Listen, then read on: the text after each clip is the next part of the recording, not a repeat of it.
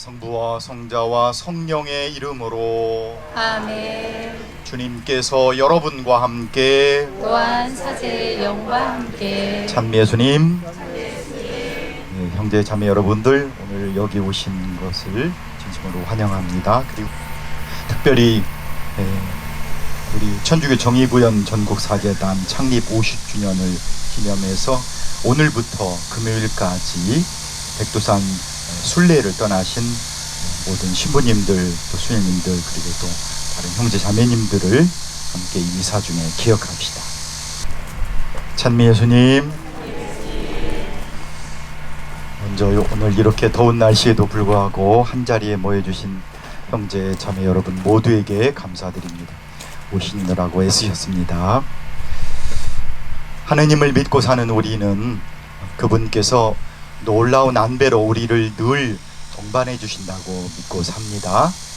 그래서 오늘 이렇게 우리가 이런 자리에 함께 모여서 하느님의 이름으로 기도한다는 것, 이것 또한 그분의 섭리라고 믿습니다. 자, 그러면 하느님께서 왜 우리를 이 더운 날 이곳 회창 갯벌에 모이게 하셨을까? 함께 그 이유를 찾아봅시다. 먼저 오늘 독서와 복음을 함께 살펴보고 싶습니다. 먼저 오늘 일독서에서 보면 하느님께서는 에제키엘 예언자를 보내셔서 이스라엘 백성에게 경고하시지요. 그리고 또 당신께서 무엇을 우리에게 원하고 바라시는지 깨우쳐 주십니다. 이 에제키엘 예언자는 하느님의 말씀을 무시하고 자기들의 탐욕을 따라 살던 이스라엘 백성을 꾸짖는 그런 말씀을 전하는데, 그것은 그 이스라엘 백성들이 회개하여 멸망하지 않고 하느님 백성답게 살기를 정말로 간절히 원하고 바라신 하느님께서 시킨 일이죠. 에제키엘 예언자가 이스라엘 백성에게 이런 하느님의 간절한 소망을 전해준 그런 예표가 된 것처럼 오늘 여기에 모인 우리 모두도 그런 에제키엘 예언자 같은 표지가 되라고 하나님께서 우리를 이 자리에 불러주셨다 믿습니다. 여러분도 잘 아시는 것처럼 이곳 새만금은 수십 년 전에, 지금은 죽어서 이름도 누가 기억하지 않는 그런 독재자 한 사람, 그리고 그의 편성한 무리들이 정치적인 득실을 저울질하며 급조한 그런 엉터리 사업이죠. 한간에 오죽하면 책상 위에 지도 펴놓고 그냥 손 그었다, 뭐 그런 우스갯소리가 떠돌았겠습니까? 어쨌든 그때 이후로 이것으로 이득을 얻고자 하는 무리들은 돈과 권력에 주는 망상에 빠져서 하느님께서 우리 모두가 행복하게 살으라고 주신 이 새만금 생태계를 무참히 파괴하고 유린해 왔습니다. 그러는 동안에 심지어는 자기들조차도 이 사업의 목적과 방향을 잃어버린 채 우왕좌왕하면서 언제는 농토를 만들겠다고 했다가, 또 언제는 또 무슨 산업단지를 조성한다고 했다가, 심지어는 무슨 카지노를 짓겠다는 그런 말 같지도 않은 발상을 내놓기도 했죠. 하지만 수십 년 동안 이 수조 원이 넘는 국민의 혈세를 쏟아붓고도 남은 것은 무엇입니까? 썩어가는 이 새만금 호와 근심과 걱정으로 주름살 가득한 주민들의 한숨 소리만 남았습니다. 여러분들 손바닥을 한번 이렇게 펴보세요. 이것을 여러분 눈앞에 가까이 한번 대보십시오. 이렇게. 여러분 손바닥에 있는 손금이 보입니까? 안 보이죠? 그렇습니다. 이 손바닥을 이렇게 멀리 떼어놓고 봐야 손금이 분명하게 보입니다. 문제가 복잡할수록 그것을 처음처럼 단순하게 봐야 한다는 것이죠. 그래야 복잡하고 불투명하게 보이던 것이 확실하게 보입니다. 이 새만금 문제 해결을 위해서도 뭐 그동안 들어간 돈이 얼마라느니, 뭐 시간은 얼마나 걸렸다느니, 뭐 지금 와서 어떻게 하겠냐느니, 뭐 이런 소리에 귀를 기울이기보다 이제라도 새만금 호수 상시 해수 요통을 해야 한다는 것이죠. 늦으면 늦을수록 문제는 더 커지고 더 복잡해지고 더 어려워질 것입니다. 지금이라도 새만금호의 상시 해수 유통을 시작해야 합니다. 그리고 이것은 우리만이 아니라 실은 우리 후손들을 위한 것입니다. 앞서 독서를 살펴보았으니까 이제 복음으로 한번 넘어가 봅시다. 오늘 복음에서 누군가가 예수님께 이렇게 묻죠. 영원한 생명을 얻으려면 내가 뭘 해야 합니까? 그 사람에게 예수님이 하신 대답은 너무도 평범한 대답이죠. 살인과 간음, 도둑질과 거짓 증언 이런 거 하지 마라. 그리고 부모를 공경하고 이웃을 자신처럼 사랑하라 하는 것입니다. 이것은 당시 이스라엘 백성에게만이 아니라 오늘날 우리에게도 너무나 평범하고 당연한 말씀이죠. 하나도 특별할 것이 없습니다. 그렇습니다. 영원한 생명을 얻는 방법, 구원으로 가는 길, 이것은 사실은 너무나 평범하고 단순한 데 있죠. 그럼에도 불구하고 그때 당시 사람들이 하도 못 알아듣고 엉뚱하게 헷갈려 하니까 예수님께서 그것을 두 가지로 그렇게 요약을 해주셨지 않습니까? 첫 번째는 뭐라고 하셨어요? 하느님을 사랑해라. 두 번째는 네 이웃을 네 몸처럼 사랑해라. 오늘 당신에게 물었던 이 부자 젊은이에게 예수님께서 가진 것을 팔아 가난한 이들에게 주고 나를 따라라 하신 것, 이것도 뭐 특별한 것도 아닙니다. 사실은 재물이 많았던 그 부자가, 그 청년이 자기가 직접 실천할 수 있는 구체적인 방법을 가르쳐 주신 것이죠. 예수님은 그가 어려워하는 문제의 정답을 이렇게 손에 쥐어 주신 것입니다. 자, 그러나 이런 예수님의 대답에 대해서 이 부자 청년은 어떻게 반응합니까? 마치 이렇게 이야기하는 것 같습니다. 하하, 참, 뭐 그런 시시한 거 말고 살인하지 마라, 간음하지 마라, 도둑질하지 마라, 거짓 증언하지 마라, 부모 공경해라, 뭐 이웃을 사랑해, 그런 시시한 거 말고 뭐 좀 특별한 거, 딴 놈은 못하고 나 혹은 돈과 권력과 지식을 독점한 소수의 엘리트들만이 할 수 있는 뭐 그런 좀 특별한 거, 그런 거 없냐고 묻는 것 같습니다. 그렇게 보입니다. 이 청년은 눈과 마음이 먼 사람이죠. 그런데 오늘 이 복음에 나오는 이 부자 청년의 모습에서 우리는 새만금 문제의 핵심을 보게 됩니다.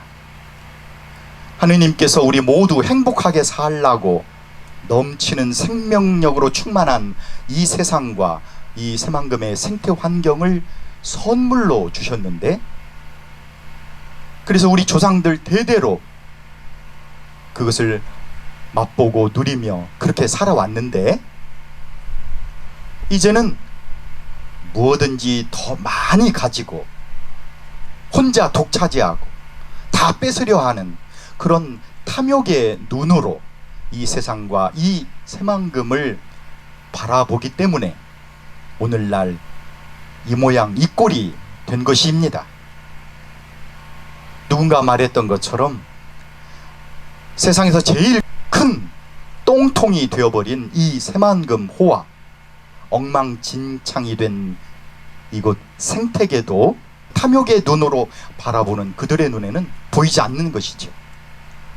날마다 걱정과 근심으로 넉나간 사람처럼 사는 이곳의 주민들도 안 보이는 것이죠. 아니, 어쩌면 보인다고 해도 그들은 쫓아내고 몰아내고 걷어내야 하는 그런 방해꾼들과 장애물로 보일 뿐이죠. 자, 그런데 이런 문제가 하늘에서 뚝 떨어진 것일까? 요즘에 우리나라가 굴러가는 꼴을 보면 우리나라의 정치, 경제, 교육, 언론, 검찰, 사법부, 외교와 안보 분야 등 우리나라 전반에서 벌어지는 참으로 한심하고 부끄러운 그런 작태와 불가분의 관계가 있다, 그렇게 생각이 됩니다. 야당이라고 해서 특별히 칭찬할 것도 없지만 그보다 더 대통령을 중심으로 한 이 현 집권 세력들은 자기들의 탐욕으로 빚어진 수많은 문제들을 솔직하게 인정하고 야당을 비롯한 국민들의 협조를 구하여 희정해 가기는커녕 정반대의 짓거리들을 벌이고 있습니다. 얼마 전에 있었던 선거를 통해서 드러난 민심도 우습게 여기고 언론을 탄압하고 검찰을 앞세워 날마다 말할 수 없는 만행을 저지르고 있습니다. 대통령의 부인과 관련된 무슨 그런 일들은 초등학교 애들도 비웃을 그런 수준입니다. 민족의 정기를 훼손하고 순국 선열들을 욕보이는 그런 짓들을 서슴지 않고 벌이고 있습니다. 공평무사해야 할 인사에도 자격을 박탈할 수준을 넘어서 아예 자격이 미달이야, 그런 어중이 떠중이들을 여기저기 집어넣습니다. 그런 자들에게 월급을 주기 위해서 우리 국민의 혈세가 그렇게 낭비되고 있는 것이죠. 국민의 목숨과 행복을 지키겠다는 대통령 취임 선서를 매일매일 되새기면서 어떻게 하면 이 어려워지는 세계와 동북아 정세에서 국민의 안전과 행복을 지킬 수 있을지 노심초사해야 하는데, 그러기는커녕 영원한 친구도 적도 없다는 이 냉혹한 현실을 직시하지 못하고 한쪽 편만 들어서 이 땅에 날이 갈수록 전쟁의 위험과 대립이 격화되고 있습니다. 이런 모습을 보고 있노라면 마치 우통을 벗어 제끼고 서로 막 큰 소리를 지르는 유치한 동네 깡패를 보는 것 같아요. 여러분도 아마 학창시절에 많이 들었을 것입니다만 천인공노할 만행이라고 아니할 수가 없죠. 국민들은 먹고 사는 것이 힘들어서 지금 코로나 때보다 더 힘들다고 그렇게 한숨을 푹푹 쉬고 있는데, 이런 상황에서 국민들은 자고 나면 저들이 또 무슨 짓을 할까 걱정하면서 하루를 시작합니다. 여기저기 도대체 한심하기 짝이 없어. 그러니 누는 것은 국민들의 한숨과 주름살이요. 자, 형제 자매 여러분, 이런 말씀을 하는 저나 듣는 여러분이나 답답하기는 마찬가지인데, 그럼에도 불구하고 우리는 또 그리스도인이지 않습니까? 하느님을 믿고 사는 사람들이잖아요. 그래서 우리는 절망하거나 포기할 수 없습니다. 그리고 앞서 말씀드렸듯이 문제의 해결은 의외로 단순하고 쉽다고 할 수 있겠습니다. 그래서 괜히 머리 굴리고 이 핑계 저 핑계 대면서 우물쭈물 얼렁뚱땅 그렇게 하면 안 됩니다.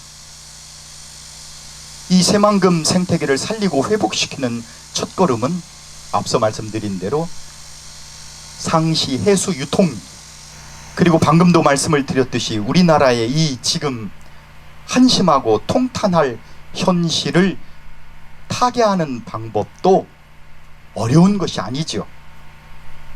기본과 정도로 돌아가면 되는 것입니다.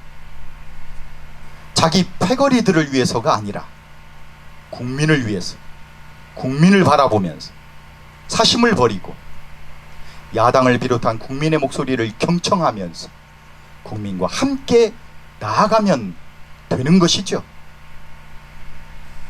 이렇게 쉽고 단순한 건데 탐욕으로 눈과 마음이 멀어지니 이렇게 분명하고 단순한 것이 보이지도 들리지도 않는 것이죠. 형제 자매 여러분, 오늘 여기 모인 여러분들과 또 비록 이 자리에 함께 하지는 못하지만 마음으로 함께 하면서 기도하시는 모든 분들께 다시 한번 감사드리고 싶습니다. 그리고 하느님께서 늘 함께 해주시기를 빌고 또 이 무더운 날씨에도 여러분들 건강한 몸과 마음으로 살아가시기를 또 미약하나마 두 손 모아 소망합니다.